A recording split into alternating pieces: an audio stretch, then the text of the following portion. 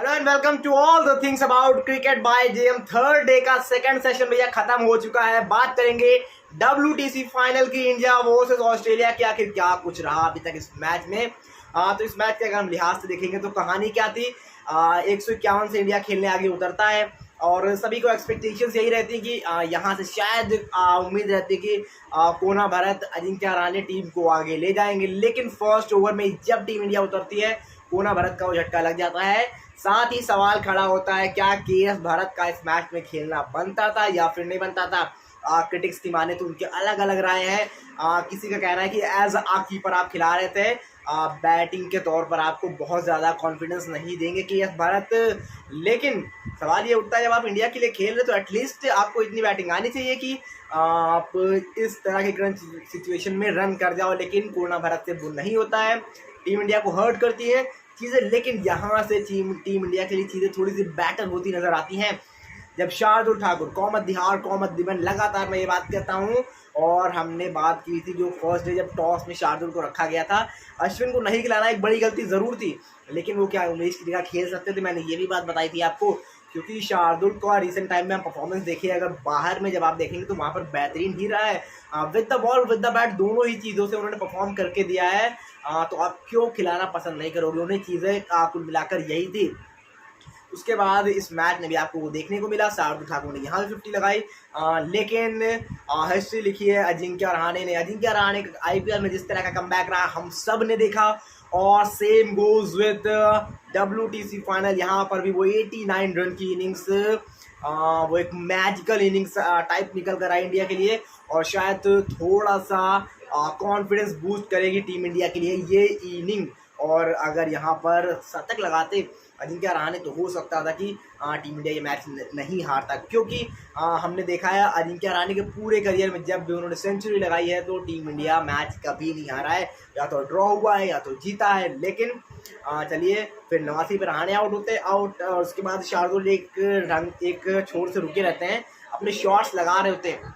लेकिन चीज़ें अच्छी तब होती हैं यहाँ से जब हम देखेंगे लगातार चीज़ें आगे बढ़ेंगी शार्दुल ठाकुर के लिए, और वो 50 बनाते हैं अपनी। लेकिन वो बाउंसर आता है, वहाँ पर एज लगता है, माफ करिए बाउंसर नहीं आता, वो अपना फ्लोटर तौर पर ऐसा कुछ कर रहे होते हैं और वहाँ पे बॉल लगती है और पीछे कीपर के हाथ में चली जाती है, वो आउट हो जाते हैं।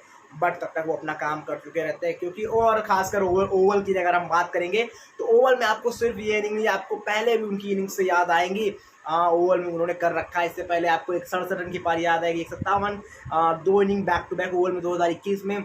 गैबा वाली इनिंग ले ले, ऑस्ट्रेलिया के अगेंस्ट आई थी वो, वहाँ पर क्रूशियल सिचुएशन में वो 67 आए थे। तो बहुत गजब के बल्लेबाजी कर रहे हैं ओवरसीज कंडीशन में शार्दुल ठाकुर, तो इनको खिलाना तो आपको बनता ही था। जब आगे बढ़ेंगे तो हम चीज़ों को होता हुआ देखेंगे। फिर टीम ऑल आउट हो जाती है, शमी जरूर एक शॉट लगाते हैं। बट अब क्या, अब जब दूसरा सेशन आया, तीसरा सेशन आएगा, माफ़ कीजिएगा, दूसरा सेशन आएगा तो वहाँ पर टीम इंडिया किस प्रकार का प्रदर्शन करेगी। तीसरा ही सेशन होगा, थोड़ा कंफ्यूज हो रहा हूँ। तीसरा सेशन जब आएगा तो वहाँ पर अब बॉलर्स को करना क्या है, क्या इस तरह की बॉलिंग कर सकते हैं जिस प्रकार की ऑस्ट्रेलिया ने की थी। एटलीस्ट उन्हें 2-250 पर रुके, जिससे कि 350-400 का टारगेट मिलेगा। तो एटलीस्ट आप उस टारगेट को अचीव करने के मोमेंट उसमें रहोगे, या फिर कर सकते हो। ऐसा ना हो कि आप 3-350 लुटा दें, फिर 550-600 चेस करने जाए, तो वो तो अनबिलीवेबल चीज़ हो जाएगी। वो तो फिर आप कर ही नहीं सकते। तो टीम इंडिया को सबसे पहले ये करना है कि शानदार गेंदबाजी करनी है। लेकिन क्या कर सकते हैं, बड़ा सवाल ये रहेगा। तो वो देखने में दिलचस्प होगा। अब ये सेकंड सेशन जो आने वाला है, मतलब सेकंड सेशन चल ही रहा है, थर्ड सेशन तो उसके बाद आएगा। अभी तो बैटिंग करने आएगी ऑस्ट्रेलिया, और ऑस्ट्रेलिया को किस प्रकार से ये सेकंड सेशन में बॉल डालते हैं, देन थर्ड सेशन में क्या कुछ चीज़ें रहती हैं, उस पर बहुत कुछ निर्भर करेगा कि क्या होगा इस मैच का रिजल्ट। तो ये सारी की सारी चीज़ें थी। अब देखते हैं क्या होता है। फिलहाल अजिंक्य रहाणे ने अपना काम कर दिया, शार्दुल ठाकुर ने अपना काम कर दिया, क्या बॉलर्स वो काम कर पाएंगे, बड़ा सवाल ये है। या फिर एक और हार की तरफ दोबारा इंडिया बढ़ जाएगा। हार तो चलिए हम कल ही गए थे, लेकिन यहाँ पर कमबैक कराया जरूर।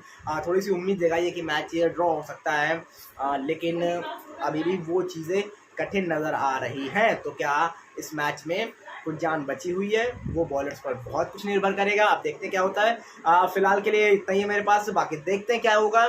जैसे ही ये सेकंड सेशन खत्म होता है आपके साथ दोबारा जुड़ेंगे और चर्चा करेंगे कौन इस मैच में अब बाजी मार रहा है, कौन आगे निकल रहा है, क्या इंडिया कम बैक कर पाएगा या फिर नहीं। तब तक के लिए वीडियो पसंद है तो हमें लाइक, सब्सक्राइब, शेयर करना बिल्कुल ना भूलें।